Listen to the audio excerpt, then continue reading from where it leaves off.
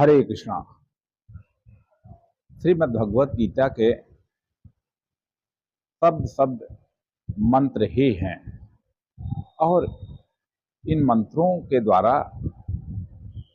साधक के अंदर, हम सबके अंदर एक विचार उत्पन्न होता है।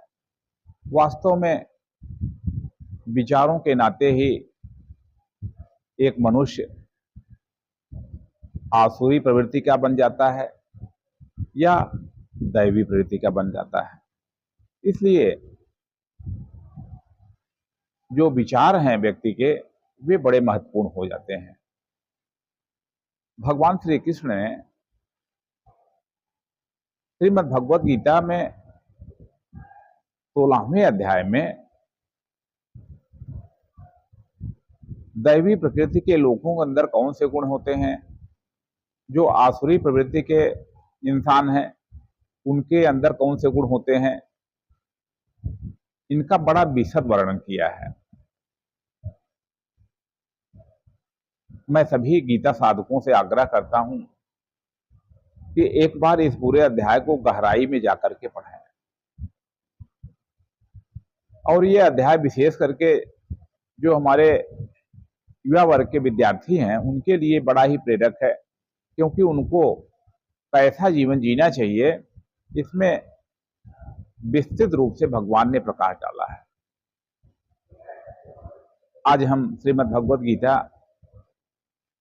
स्वाध्याय संकल्प ज्ञान यज्ञ के अंतर्गत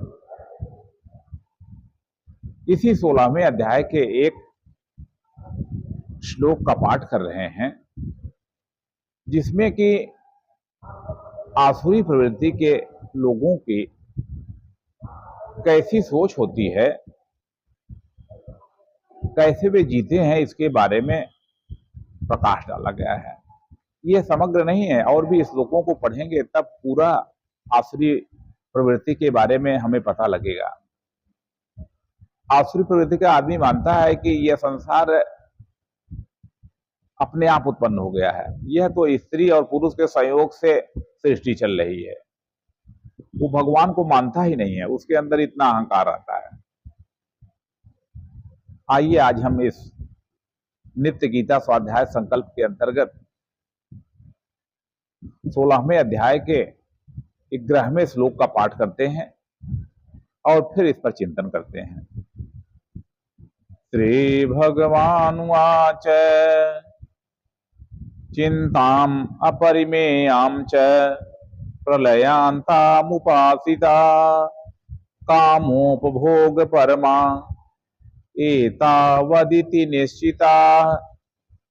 श्री भगवान ने कहा कि हे अर्जुन, वे मृत्यु पर्यंत रहने वाली चिंताओं का आश्रय लेने वाले, विषय भोगों को भोगने में तत्पर रहने वाले और बस इतना ही सुख है ऐसा मानने वाले होते हैं। बंधुओं, आसुरी प्रकृति के जो मनुष्य हैं उनकी सोच का भगवान ने यह जो दिग्दर्शन किया है वो बड़ा प्रेरक है। तो बहुत बड़ी बात इसमें कही जा रही है कि वे मृत्यु पर्यंत चिंतित ही रहते हैं। जो आसुरी प्रकृति का व्यक्ति है वो पैदा होने से लेकर के मृत्यु पर्यंत तक उसका प्रधान लक्षण क्या है, तो उसको आप हमेशा चिंतित पाएंगे। वास्तव में चाहे पारमार्थिक जीवन हो और चाहे सांसारिक जीवन हो, दोनों में चिंता आदमी करता है। पहले शादी नहीं हो रही थी, शादी हो गई, नौकरी नहीं मिल रही थी, नौकरी हो गई, अब वो ट्रांसफर के लिए चिंता करते हैं।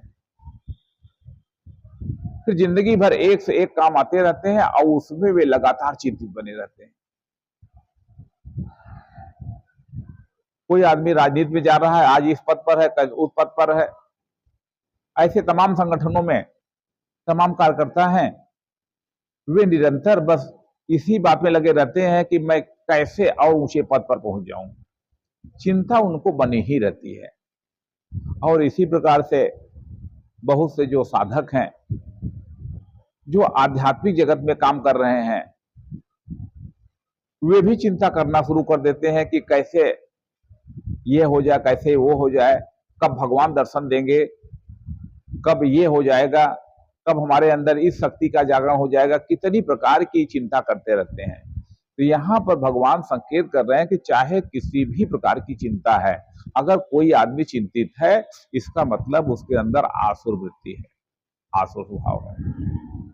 तो इस श्लोक से हमें यह प्रेरणा जरूर लेनी चाहिए कि हमें हर काम करना है, लेकिन हमें चिंता को गले नहीं लगाना है।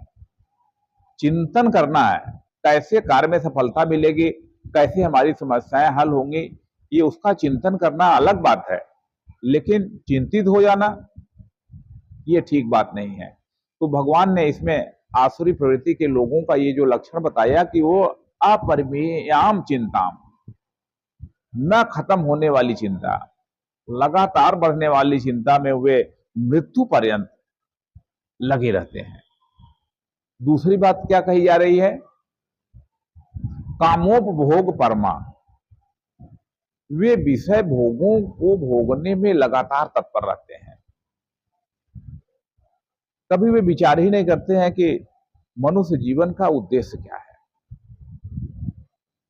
कभी वे इस बात का चिंतन ही नहीं करते हैं कि जो इंद्रिय और विषयों के संयोग से सुख उत्पन्न हो रहा है, इसके परे भी कोई सुख है, आनंद है। यह खा लें, वह पहन लें, वो देख लें, यानी देखने, खाने, सुनने, यानी जो इंद्रियों के विषय हैं, उन विषयों में ही वे सुख पा रहे हैं। थोड़ा सा नमक कम हो जाता है तो वे डिस्टर्ब हो जाते हैं।